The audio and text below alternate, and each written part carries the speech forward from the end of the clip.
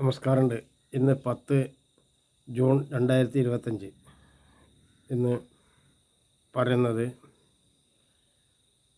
ഞാൻ വളരെ ഗുരുതരമായിട്ടുള്ളൊരു വീഴ്ചയാണ്. അതായത് കേരളത്തിലുള്ള മുസ്ലിം ആളുകൾ 35 കോടി മുസ്ലിങ്ങളാണ്.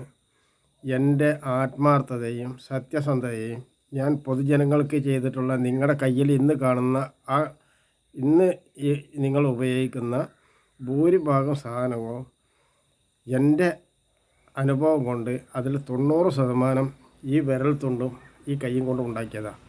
അതിന് നാശം ചെയ്യുന്ന തരത്തിലാണ് ഇന്ന് കേരളത്തിലുള്ള ഏകദേശം 90% മലയാളികളും.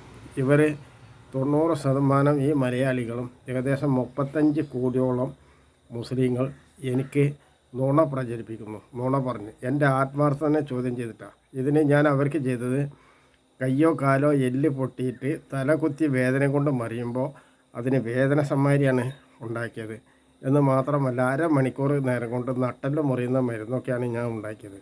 ഇതിനെയാണ് ഇവിടുത്തെ പൂറ്റിലെ മുസ്ലിം പണ്ഡിതന്മാർ സ്വാഗതം ചെയ്യുന്നതെന്ന് ഞാൻ പൊതുജനങ്ങളോട് പറയാണ്.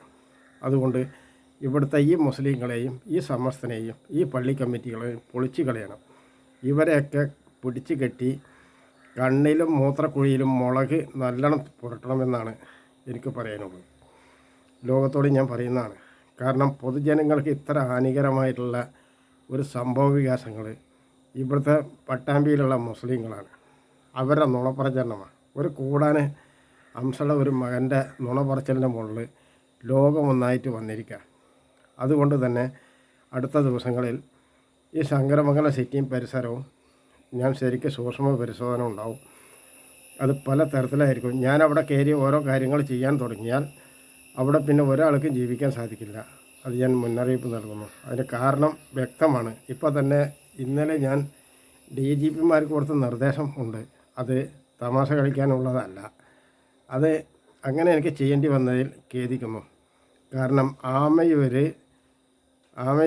എന്ന് പറഞ്ഞാൽ സലാല സിറ്റി എന്ന് പറഞ്ഞ സിറ്റിയിലും അത് പരിസര പ്രദേശങ്ങളിലും ഈ ശങ്കരമംഗലത്തും നന്നായിട്ട് മയക്കുമരുന്ന് വ്യഭിചാരങ്ങൾ നടക്കുന്നുണ്ട് എന്ന് എനിക്ക് കാലങ്ങളായിട്ട് അറിയും.